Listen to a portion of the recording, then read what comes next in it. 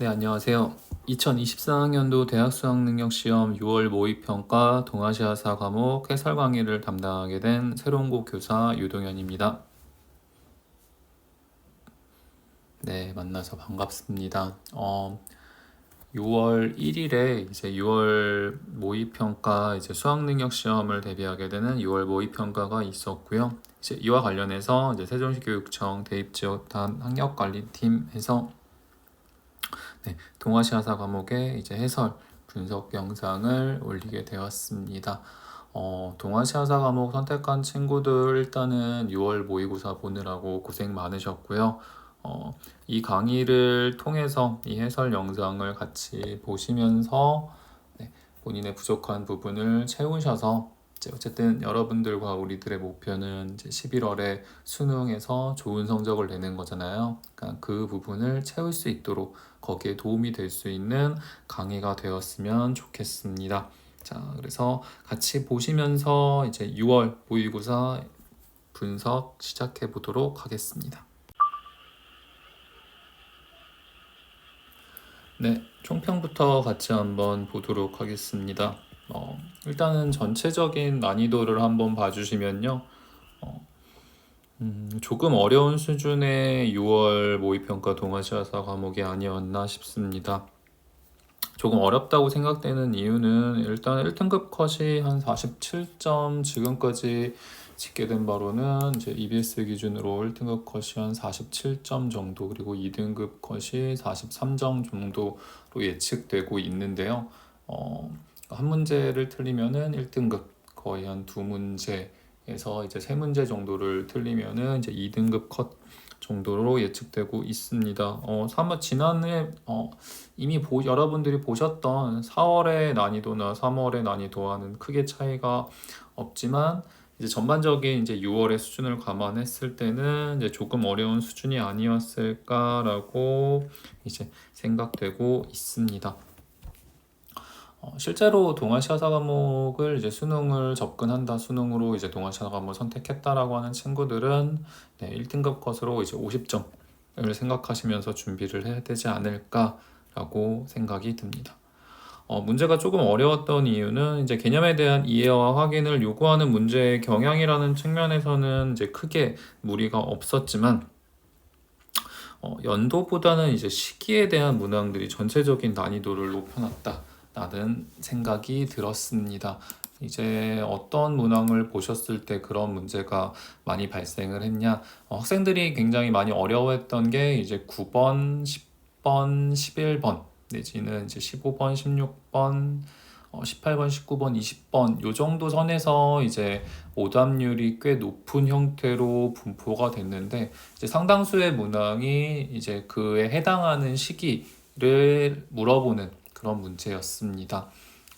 동아시아사에서 굉장히 많이 출제됐던 문제 중에 하나가 이제 어떠한 사건을 주고 이제 그 사건이 발생했을 때에 이제 동아시아사 한국, 중국, 일본, 뭐 넓게는 베트남까지 해가지고 어떠한 사실들이 있었는지를 물어보는 그런 문제들이 많은데 6월 모의고사에서도 마찬가지로 그런 문제들을 조금 까다롭게 냈다라는 생각이 들었습니다. 그래서 특히 어려웠던 이제 9번 문항 같은 경우는 이제 조금 있다가 이제 하나씩 문항 분석을 하겠지만 이제 지도까지 사료를 제시를 해서 이제 학생들이 조금 당혹스럽게 했다라는 생각이 들었고요. 10번도 시기에 대한 문제 마찬가지로 16번과 같은 뭐 이런 시기 문제들도 조금 어렵지 않았을까라는 생각이 들었습니다. 16번은 또 사이시기 문제였기 때문에 그래서 전반적으로 이런 시기 및 연표에 대한 부분을 지금 당장 이제 하나씩 달달달달 외우는 것도 좋지만 이걸 지금부터 외우는 것보다는 조금씩 익숙해지는 과정을 통해서 어쨌든 11월에 초점을 맞춰서 이제 연표에 대한 부분도 차근차근 잡아나가는 과정이 필요하지 않을까라는 생각이 들었습니다. 자, 또 시기 문제와 함께 이제 학생들을 어렵게 하는 문제가 이제 지도와 관련된 문제인데 제가 지금 10번이라고 썼네요. 10번이 아니라 이제 11번. 11번에 해당하는 문제들이 이제 대표적인 지도에 대한 문제였고요. 이 부분도 문학 분석을 할 때 다시 한번 말씀을 드리겠지만 이제 서양 세력의 동아시아 진출과 관련해서는 네, 각 국마다 이제 지도를 같이 연결해서 조금 이해해 보시는 게 어떨까라는 생각이 들었습니다.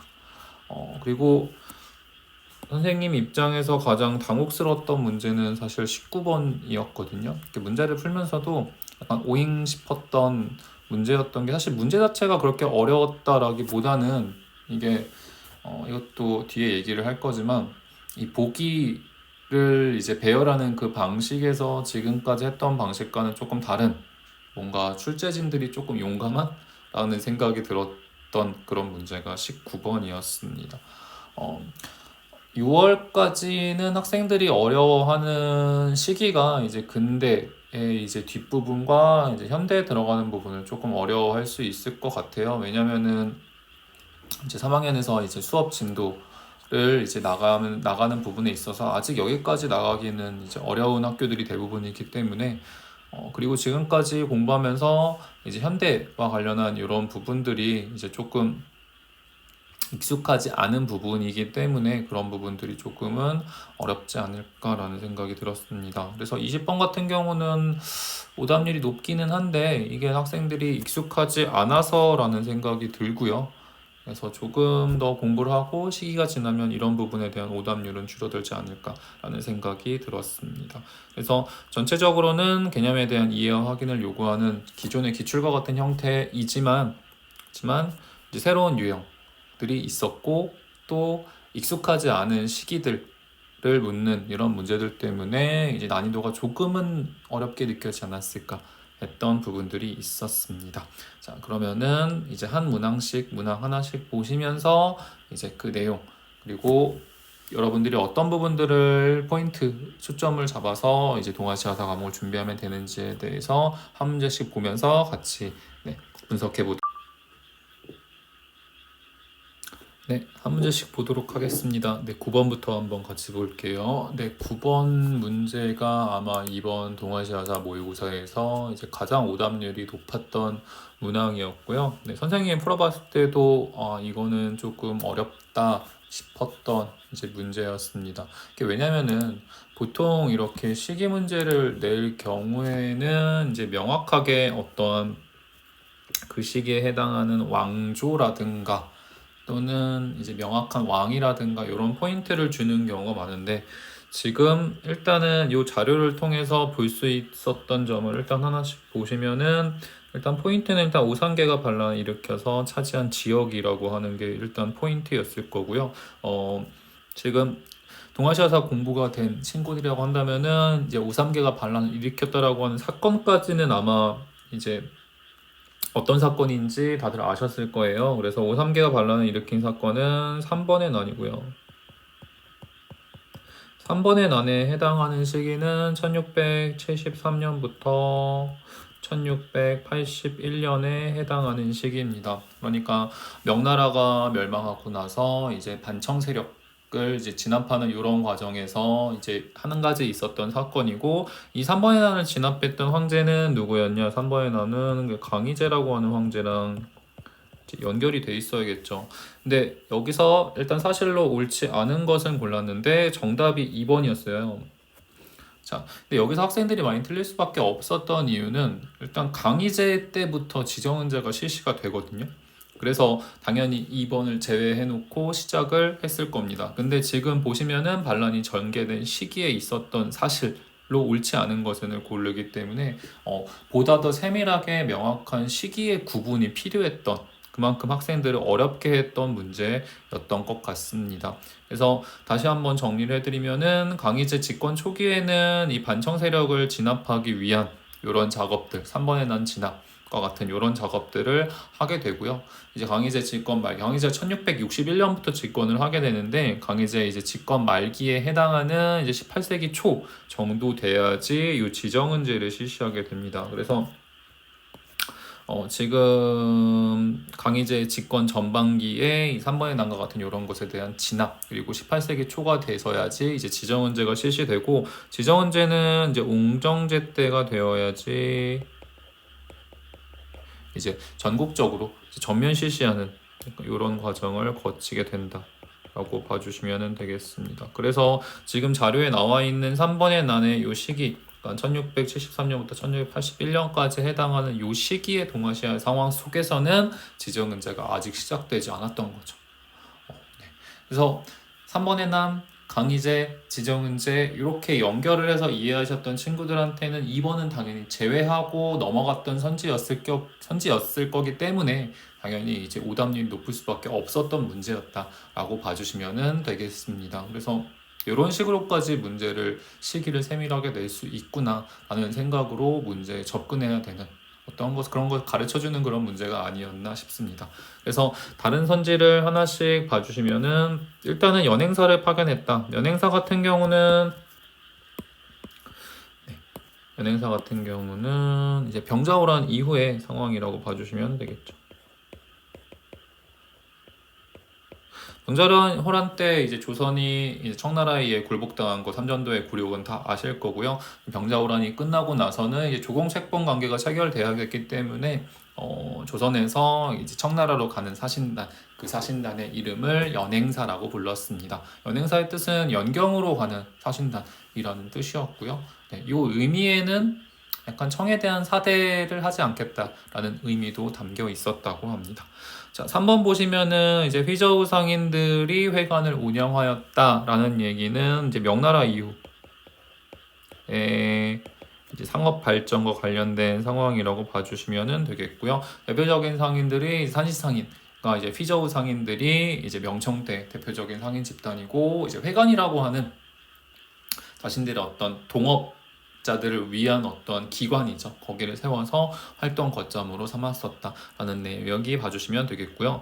아마 오답으로 많이 찍었던 부분이 4번이었던 것 같아요. 그러니까 아까 강희제 3번에 난 지정은제 연결해서 외웠던 것처럼 병농분리 정책은 이제 일본의 도요토미 히데요시와 연결을 해서 공부한 친구들이 많았을 거기 때문에 이 부분이 이제 도요토미 히데요시가 죽고 나서 에도막부 들어가고서는 이제 없어졌을 것이다 라고 생각했던 친구들이 많았을 것 같은데 병농분리 정책 같은 경우는 에도막부에서도 그대로 유지를 합니다. 그래서 에도막부 이후에 이제 병농분리 정책이 운영되면서 이제 조카마치라고 하는 공간이 상업도시로 발전하게 되는 그런 과정을 겪게 됩니다. 그래서 여기서 학생들을 많이 헷갈리게 했던 그런 선지가 4번이 아니었을까라는 생각이 들었습니다. 자, 5번 같은 경우도 마찬가지고 이제 상긴코타이 제도도 이제 에도막부에서 실시한 제도죠. 내용은 이제 다 아시죠? 그래서 지방에 있는 다이묘들을 이제 일정 기간 동안 이제 에도로 와서 머무르게 하는 그런 제도였고요. 에도막부 시기의 대표적인 다이묘 통제 정책이었다라고 봐주시면 되겠습니다. 전체적으로 이 문제가 아마 가장 다소 까다로웠던 문제였으면 분명히 하고요. 그래서 아까 말씀드렸던 것처럼 강의제를 그냥 지정은제로 이렇게 연결을 해서 봤던 친구들은 조금 틀렸을 것 같습니다. 그래서 동아시아사 문제에서 이제 가장 높은 이제 어느 정도의 높은 난이도의 문제는 이 정도 수준까지 나온다라는 생각으로 접근을 하시면 좋을 것 같고요. 그래서 시기 문제를 봤을 때 이제 기계적으로 여기서 다 묶어서 가기보다는 조금 더 끊어서 어떤 사건과 연결해서는 조금 더 끊어서 가는 게 좋겠다라는 생각이 들었습니다. 물론 여기 선지에 나오는 3번의 난을 비롯한 모든 선지에 나오는 연도는 이제 어느 정도 차곡차곡 잡아가셔야 될 것 같습니다. 네. 네, 10번 문제 같이 보도록 하겠습니다. 네, 밑줄 친 이 정부가 존재하던 시기에 볼 수 있는 모습으로 가장 적절한 것을 물어보던 문제였고요. 이것도 이제 오답률이 꽤 높았던 문항이었던 것 같습니다. 그래서 같이 한번 그 내용을 보도록 하겠습니다. 자, 밑줄 친 이 정부에 대한 핵심적인 키워드를 보시면 일단 위안스카이라는 사람 들어보셔야 됐던 사람이고요. 중화민국의 임시대총통. 자, 중화민국이라는 게 성립된 게 이제 신해혁명 이후의 과정이었죠. 그래서 임시대총통 되면서 이제 베이징의 군벌, 베이징 하는 이 정부가 들어섰다라는 얘기가 나와 있습니다. 이 정부는 중간에 이제 파리강화 회의에 대표단을 파견하기도 했고, 장제스가 이끄는 국민혁명군이 이제 베이징을 점령하면서 이제 북벌이죠. 이 정부는 붕괴되었다라고 해서 중화민국 시기에 이제 군벌 정부에 대한 이제 군벌 집권 시기에 대한 것을 물어보는 문제였습니다.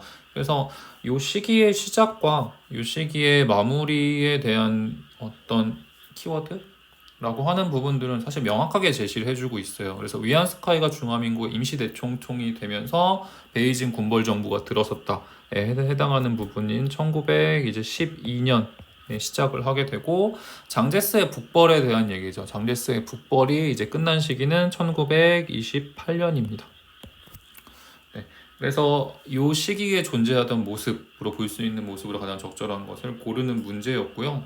이 시기가 어느 정도만 잡혀진다고 한다면은 선지를 이제 골라내는 과정 자체에서는 크게 어려운 내용이 없지 않았을까 싶었던 문제긴 하거든요. 그래서 일단은 선지를 먼저 하나씩 보시면은 이제 흠정헌법 대감의 초안을 작성하고 있는 청관리라고 해가지고 이제 청왕조의 사실은 마지막 몸부림이었다고 보시면 되겠죠. 그래서 헌법을 이제 만들려고 하는 청관리에 대한 부분은 한 흠정헌법 대강이 등장했던 게 이제 1908년에 해당하는 시기. 그러니까 거의 이제 왕조가 무너지기 직전에 이제 마지막으로 이제 하려고 했던 게 흠정헌법 대강이었죠. 그래서 이 부분 봐주시면 되겠고요.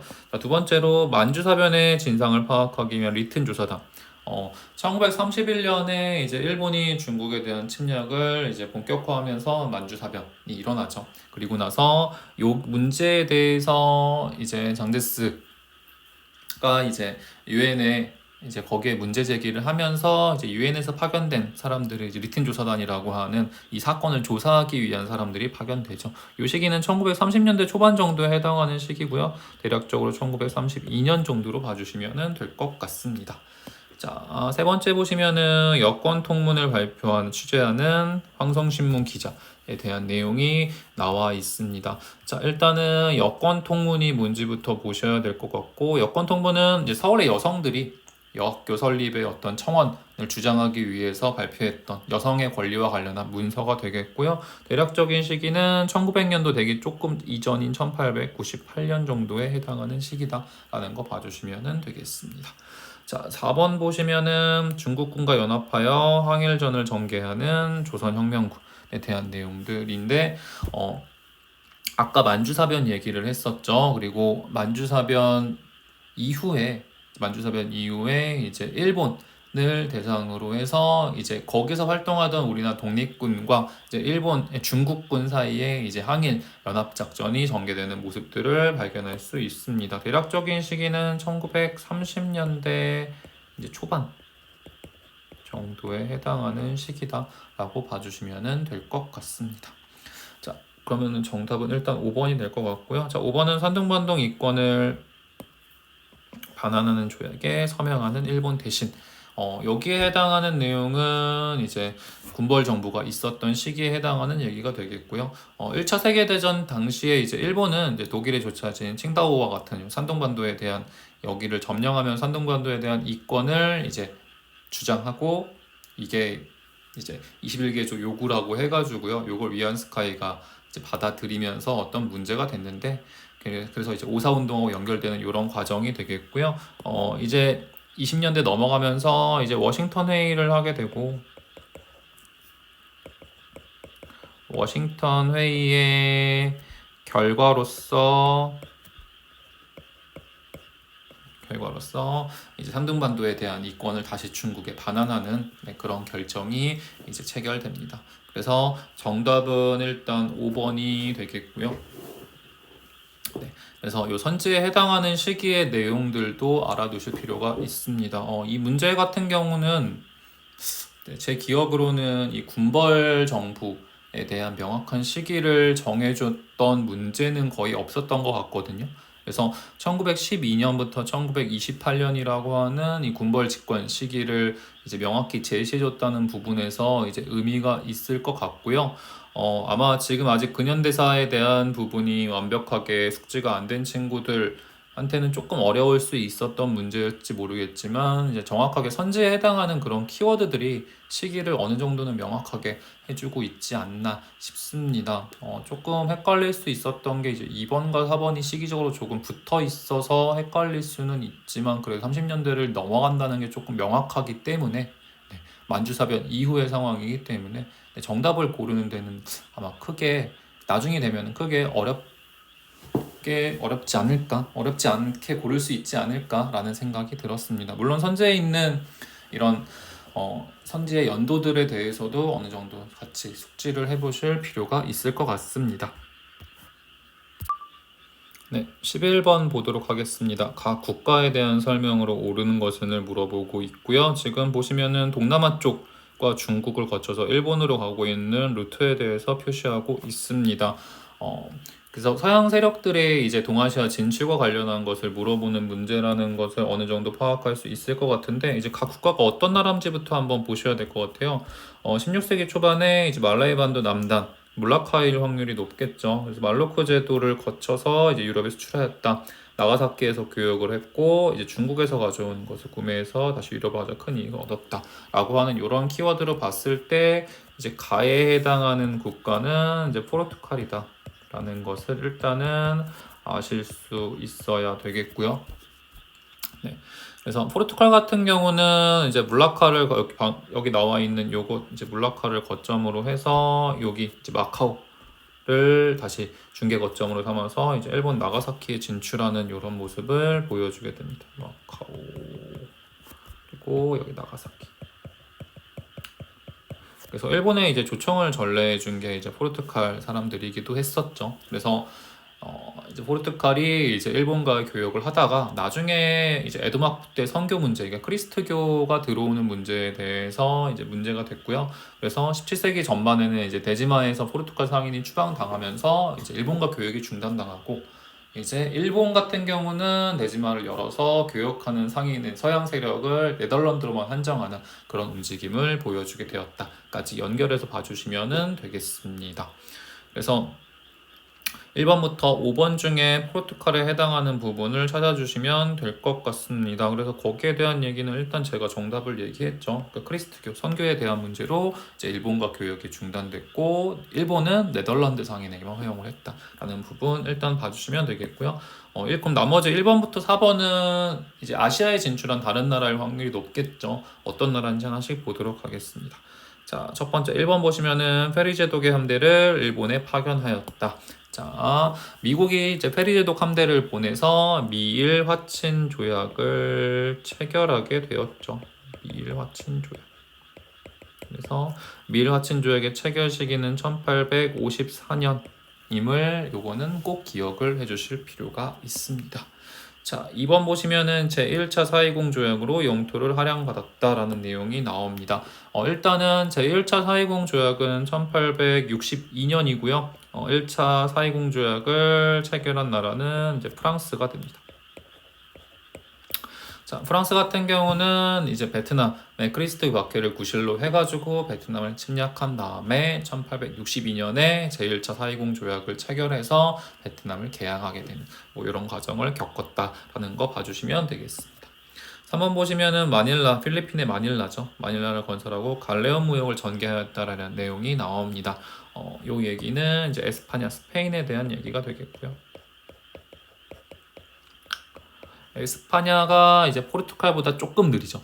그래서 16세기 후반에 이제 마닐라를 건설해서 이제 갈레온 무역, 갈레온 선을 이용한 무역을 통해서 아메리카 쪽에서 이제 갖고 오는 이제 아카풀코에서 가져온 은과 중국 상품을 교환해서 이제 무역적인 이득을 누리는 모습들을 발견할 수 있습니다.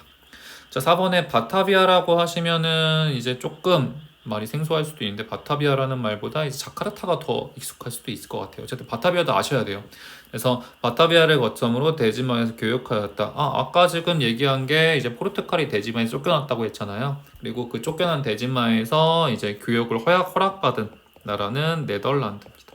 네덜란드 같은 경우는 인도네시아의 자카르타의 바타비아, 여기 이름 나중에 바꾸거든요.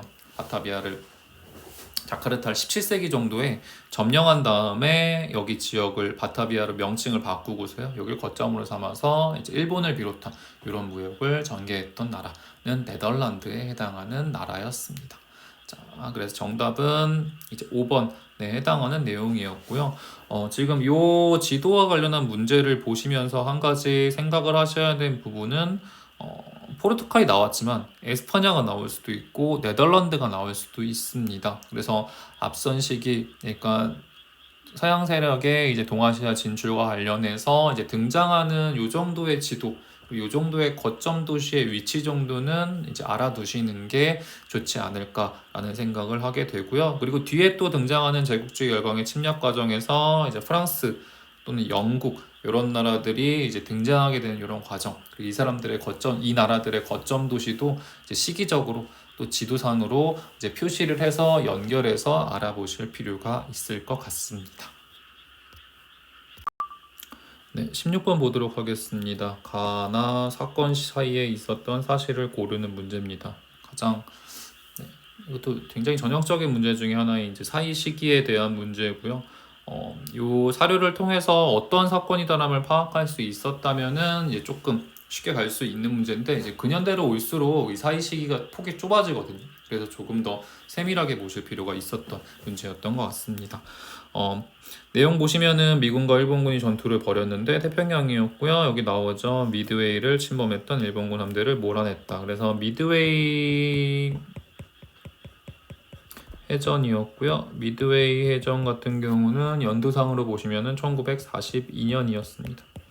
자, 날을 보시면은 이제 소련의 대일선전 포고문에 대한 내용이 나오고 있습니다. 그러니까 소련의 대일전 참전에 대한 부분이고요. 소련의 대일전 참전 같은 경우는 1945년. 거의 일본의 패망 직전에 소련이 대일전 참전을 선언하는 모습들을 볼 수가 있습니다. 그래서 거기에 해당하는 문제들을 현지의 이제 시기를 하나씩 보시면 되는데 이제 에치슨 라인이 발표되는 경우는 이제 우리나라 6.25 전쟁하고 관련이 있죠. 그래서 1950년대 초반에 해당하는 부분이 됩니다. 자, 일본군이 과달카날에서 철수하였다. 정답은 2번이 되겠습니다. 1943년. 네, 이제 일본이 이제 과달카날에서 연합국이 이제 일본군과 그 미드웨이 해전 이후거든요. 이제 2차 대전 중에 나왔던 흐름적으로 보셔야 되는 부분인데 어쨌든 미드웨이 해전 이후에 이제 과달카날 전투가 1943년에서 일어났고요. 이제 일본군이 여기서 이제 패배를 하는 모습들을 확인할 수 있습니다. 자, 충칭에서 한국광복군이 창설되었다에 대한 부분은 이제 대한민국 임시정부의 상황과 연결해서 보시면 되겠죠. 그래서 1940년에 이익이 되겠고요. 자, 발트 함대가 동해해전에 패배하였다. 요거는 럴 전쟁의 키워드가 되겠네요. 그래서 럴 전쟁 같은 경우는 1904년 내지 뭐 1905년 이 사이로 봐주시면 되겠습니다. 자, 북위 17도선을 경계로 베트남이 분할되었다라고 하는 내용은 이제 광복 우리나라 광복 이후에 현대의 이제 제네바 협정과 관련한 문제고요. 제네바 협정 이후에 1954년에 해당하는 문제가 되겠습니다. 정답은 2번이 되겠습니다. 사실은 가에 미드웨이라는 키워드가 있고요. 나에도 대일선전 포고문이라고 하는 키워드가 있어서 근현대사를 공부한 친구들한테는 요 시기를 파악하는 게 그렇게 어렵진 않았을 거라고 생각을 합니다. 근데 선지에 해당하는 부분에 뭐 제네바 협정이라든가 과달카날에 철수하였다라는 이런 내용들이 아무래도 익숙하지 않아서 틀릴 수 있는 문제가 조금 되지 않았을까라는 생각이 들고요. 그러니까 2차 대전이라고 하는 그 스토리 라인 안에서 있었던 선지이기 때문에 그래도 풀만한 문제지 않았을까라는 생각을 하게 됩니다. 아까도 말씀드리는 것처럼 이제 근현대의 이제 근현대의 어떤 시기에 대한 부분은 조금 더 세밀하게 공부를 하실 필요가 있을 것 같습니다.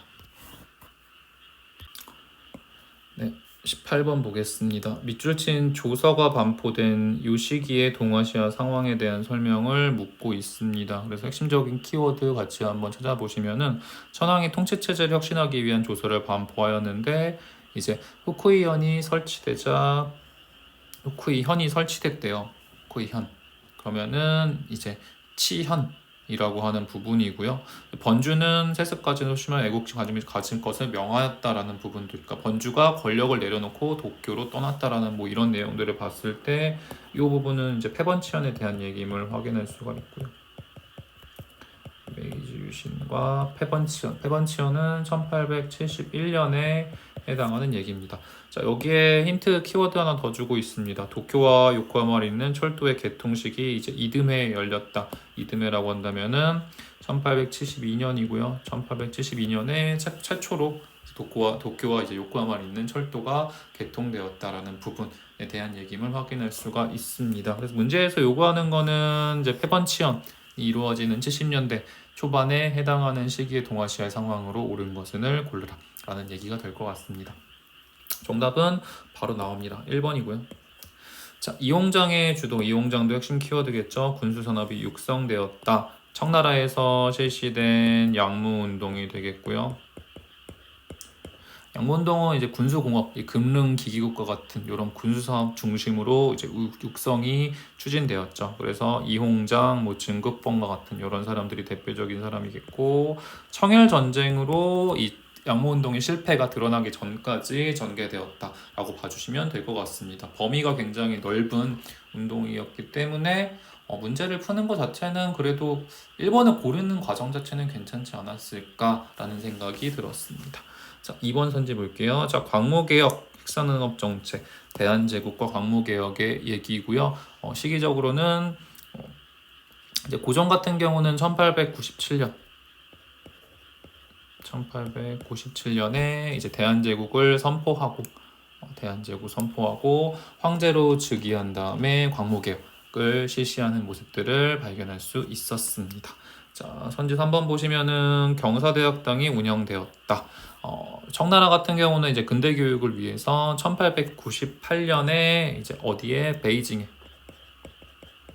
경사대학당은 베이징도 같이 알아두셔야 돼요. 그래서 1898.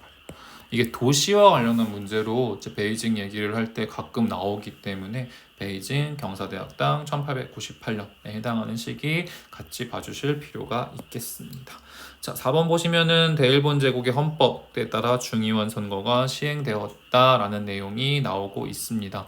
메이지 정부 같은 경우는 1889년에 일본 제국 헌법을 만들고요. 그리고 그 다음에 1890년에 중의원 선거를 이제 실시하게 됩니다. 자, 이 내용 그래서 이제 제국 의회를 설립하는 모습들을 볼 수가 있습니다. 자, 5번 보시면은 막부 타도 운동, 토막 운동에 대한 얘기겠죠. 요것 때문에 18번이 5번을 찍는 학생들이 있지 않았을까 싶은데 막부 타도 운동에 대한 거는 메이지 정부, 그러니까 메이지 유신 이전입니다. 그래서 1868년에 메이지 유신 이전에 막부를 타도하려고 하는 토막 운동이 전개되었다라는 부분을 헷갈리시면 안 돼요. 그러니까 1번 같은 경우는 사실은 가장 많이 나오는 문제가 이제 메이지 유신 문제거든요. 근데 이 메이지 유신도 전개되는 흐름을 선후 관계를 일단 중심으로 그 스토리 라인을 보시고요. 세부적인 연도를 이제 거기에 끼워서 연결해서 같이 봐주실 필요가 있습니다. 워낙에 많은 개요 내용이 등장하기 때문에 그 내용들 세밀하게 봐주시기 바랍니다. 네, 19번 보겠습니다. 네, 제가 문항 보면서 가장 당황했던 문제가 19번인 것 같아요. 자, 보시면은 가사건이 전개된 시기에 있었던 사실로 옳은 것만을 모두 고르라고 합니다. 사실 자료를 보는 것 자체는 그렇게 어렵지 않았어요. 그러니까 10년간 중국의 대혼란이 빠졌다. 마오쩌둥이 일으키고 이제 이끌었다에 대한 부분들. 그래서 부르주아 반혁명 수정주의자들이 어디에 잠입하였고 이제 우리는 혁명을 수행하는 게밖에 없다라는 뭐 이런 얘기들이 나오고 있습니다. 그래서 요 내용만 봤을 때 요 사료에 대한 해석으로는 이제 문화 대혁명에 해당하는 내용이다람을 사실은 마오쩌둥 10년간의 중국의 혼란 그리고 밑에 나오는 그 큰 땅 한 표 안에 그런 내용들을 봤을 때는 사실은 쉽게 어느 정도 쉽게 파악할 수 있지 않았을까 싶습니다. 근데 여기서 가장 당혹스러웠던 부분은 이제 기억니은의 이제 배열 문제가 가장 이제 당혹스러웠던 부분이 아니었을까 싶습니다. 선지 자체도 그렇게 어렵지 않아요. 자, 신축조약이 체결되었다는 부분은 신축조약 같은 경우는 의화단 운동하고 연결해 주셔야 합니다. 그래서 의화단 운동의 결과 로서 이제 청나라가 또 이제 열강들에게 당했죠. 그러면서 청과 열강 사이에 신축 조약이 체결됐고요. 그래서 1901년 네, 해당하는 문제였습니다. 그래서 군대에 이제 베이징 주둔과 같은 뭐 이런 내용들이 들어갔던 조약임을 확인해 주시면 되겠습니다. 자, 니은 보시면은 중일 공동성명이 발표되었다라는 내용이 아마 현대사를 아직 공부하지 않은 학생들한테는 이게 뭔지가 조금 어려웠을 수도 있을 것 같아요. 나중에 다시 자세히 일단은 개념을 이해해 보실 필요가 있을 것 같은데 중국 같은 경우는 1972년에 다시 중국과 일본 사이의 국교 정상화하는 이런 과정 안에 들어간 게 중일 공동성명이었다라고 봐주시면 되겠고요. 이제 그 전에 이제 데탕트와 관련해서 이제 닉슨 대통령의 중국 방문과 같이 연결해서 그 연결선 안에서 같이 봐주시면 좋을 것 같습니다. 자, 디귿 보시면은 5.18 민주화 운동이 발생하였다. 이제 우리나라에 해당하는 거고요. 1980년에 해당하는 부분이었습니다. 자, 그래서 정답은 66년부터 76년 사이의 일을 찾는 거기 때문에 굉장히 이렇게 연도를 러프하게 벌려놨어요. 이제 1901년, 72년, 80년 현대에 해당하는 시기를 물어보는 문제치고는 연도를 굉장히 넓게 벌려놨던 문제가 아니었을까 싶습니다. 정답은 이제 2번에 되겠고요. 지금 19번이 주는 시사점은 수능에서 이제 이렇게 낼 수도 있다는 부분인 거죠. 그러니까 시기에 대한 걸 이렇게 낼 수 있다라기보다는 기억 디귿, 니은 디귿, 기억 니은 디귿 뭐 이런 식으로 이런 있는 대로 고를 때 이렇게 배열을 할 수 있다라는 부분에 대해서 알면서 공부를 해주실 필요가 있을 것 같습니다. 선지 이렇게 세 개인 경우 처음 봤는데 난이도는 쉬웠지만 실제 수능에 나왔을 때도 이렇게 이게 어렵게 나온다면은 괜찮을까라는 생각으로 공부해 보실 필요는 있을 것 같습니다. 자, 20번 보겠습니다. 20번 보시면은 제가 문제를 잘못 썼네요. 55년 체제 시기의 동아시아를 물어보는 문제였습니다. 사실 이 문제가 어려웠다기보다는 아까도 얘기했지만 마찬가지로 현대사에 대한 낯설음으로 인해서 조금 오답률이 높았던 문제였을 것 같습니다. 이 체제가 유지된 시기에 동아시아에 있었던 사실을 고르면은 일본이 자유민주당과 민주당이 합쳐서 자민당을 통합하면 등장한 이 체제에 대한 거고요. 이 체제는 자민당 정권 장악, 사회당의 견제, 대체 38년간 지속됐다라는 부분들. 그래서 비자민당 연립정권의 수립으로 이 체제는 막을 내렸다라는 설명을 나오고 있습니다. 일본에서 등장했던 55년 체제에 대한 설명이고요. 이 55년 체제는 지금 써 있는 것처럼 1955년부터 친절하죠. 38년간. 그래서 1993년 비자민당 연립정권으로 이제 무너질 때까지 이제 이 55년 체제라고 하는 이름의 정치 체제가 일본에서 이루어졌다라고 생각해 주시면 되겠습니다. 그래서 이 55년 체제가 유지됐던 시기 38년이나 되잖아요. 여기에 해당하지 이 범죄에 들어가지 않는 내용을 있는 내용, 있었던 사실에 해당하는 내용을 골라주면 되는 문제였습니다. 그래서 범위가 굉장히 넓은 시기에 해당하는 문제였기 때문에 현대사에게 어느 정도 내용이 완성이 된 친구들한테는 그렇게 어려웠던 문제가 아닐 텐데 아무래도 현대사가 아직은 어색한 친구들한테는 조금 어려웠지 않았을까라고 생각이 들었습니다. 자, 한국 보시면은 금강산 관광사업을 개시하였다. 시기는 1998년. 에 해당하는 시기였습니다. 자, 중국 선전등지에 경제특구가 설치되었다라고 하는 부분은 아까 문화대혁명 얘기했잖아요. 문화대혁명 이후에 마오쩌둥 다음에 등장한 이제 덩샤오핑 이 78년에 이제 4개 부문 현대화 노선을 얘기하면서 이제 시장 경제에 대한 요소를 도입하게 되고 선전 같은 이런 동네를 경제특구로 지정하는 이런 작업들을 통해서 이제 중국의 변화를 가져오게 되죠. 1978년에 해당하는 부분이었습니다. 정답은 이제 2번이 되겠고요.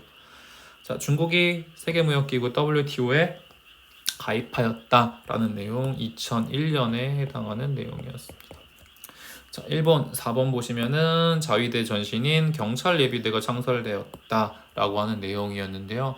1번은 이제 6.25 전쟁 중에 경찰 예비대를 창설을 해요. 그래서 1950년에 경찰 예비대가 창설이 되고요. 그리고 지금 자위대에 대한 얘기도 나오는 자위대는 1954년에 확대 개편된 이제 일본의 부대다라고 봐주시면 되겠습니다. 같이 봐주셔야 되는 게 5번 선지도 같이 알아두시는 게 좋습니다. 군사력 보유 금지 조항이 포함된 이제 신헌법에 대한 제정. 평화헌법은 1946년이고요. 일본이 2차 세계대전 이후에는 이런 식으로 이제 무력에 대한 부분이 많이 억제가 됐다가 6.25 전쟁을 기점으로 해서 이제 조금씩 그런 내용들이 풀리는 그런 과정들을 이제 통해서 이제 조금씩 군사력에 대한 보유가 가능해졌다라는 식으로 봐주시면 되겠습니다. 정답은 2번이었습니다. 네, 지금까지 이제 6월 모의고사 앞서서 총평과 그리고 오답률이 높았던 이제 7문제에 대한 이제 문항 분석을 같이 봤습니다. 선생님하고 같이 정리했던 내용들을 보시면서 앞으로 이런 식으로 하면 좋겠다라고 하는 바람을 담아서 앞으로의 전략에 대해서 같이 한번 얘기해보는 시간을 가져보도록 하겠습니다. 시기 문제가 많았어요. 연도 문제가 많았고 시기 문제 많은데, 근데 연도와 시기 문제에 대한 부분은 동아시아를 공부하면서 아마 계속 나올 수밖에 없습니다. 그래서 개념 및 사건에 대한 이해를 하면서 이제 같이 시기와 연표를 연결하는 그런 연습들이 앞으로 조금 더 익숙해지는 과정들 속에서 필요하지 않을까라는 생각이 들었습니다. 사건을 스토리 라인만으로 이해할 수 있으면 좋은데요. 실제로 이제 고난도 문항 같은 경우는 그러한 것만으로 문제를 풀기가 조금 어려워질 수 있거든요. 그래서 학생들이 가장 많이 틀렸던 이제 9번 문항 같은 경우도 그렇고, 연도를 조금 더 세밀하게 짚어내려고 하는 문항들을 이제 고난도로 낸다고 한다면은 아무래도 이제 연도를 조금 더 세밀하게 공부하는 이런 방법들이 필요하지 않을까라는 생각이 들었습니다. 그리고 근현대사 내용에 조금 더 익숙해질 필요가 있을 것 같습니다. 그래서 특히 19번, 20번 문항은 내용적으로는 어려운 문항이 아니었다고 생각이 들거든요. 그럼에도 불구하고 오답률이 조금 높았다는 부분은 아무래도 이제 현대사를 공부하는 게 조금은 아직은 내용이 더 수치가 덜 되지 않았을까라는 생각이 들었습니다. 수능 특강과 수능 완속은 어쨌든 연계가 되기 때문에 이 부분들 활용하시면 좋을 것 같고요. 동아시아사를 공부하면서 가장 큰 장점은 아무래도 범위가 굉장히 한정적이다라는 측면이다라고 생각을 합니다. 그래서 기존에 나오는 기출문제를 바탕으로 보시면은 동아시아사 출제진들의 약간 고통이 좀 느껴집니다. 문제를 낼 게 없어요, 사실은. 그래서 비슷한 형태의 문제가 이제 비슷한 주제에서 나올 수밖에 없고요. 그런데 그 주제를 낼 때 이제 새로운 사료를 이제 기준으로 내기 때문에 거기서 학생들이 조금 당황스러운 거 정도를 제외하고는 이제 기출문제 틀 안에서 크게 벗어나진 않습니다. 하지만 이제 고난도 한 문제를 틀리면은 이제 등급이 떨어진다라는 것을 각오해야 되기 때문에 1등급을 목표로 하는 친구들이 있다고 한다면은 한정적인 범위 안에서 최대한 깊게, 그리고 연표에 대한 부분도 이제 굉장히 많은 연습을 통해서 연구와 시기에 대한 문제도 잘 숙지하는 그러한 연습들이 더 필요하지 않을까 생각이 들었습니다. 6월 모의고사 보시느라고 다들 정말 수고들 많이 하셨고요. 이 문항 분석 자료가 이제 동아시아사를 준비한 학생들에게 도움이 되기를 바라면서 다 할 수 있을 거라고 믿고, 네, 또 앞으로 노력할 수 있는 그런 과정에 이게 도움이 되기를 바랍니다. 네, 어쨌든 여기까지 보도록 하겠습니다. 감사합니다.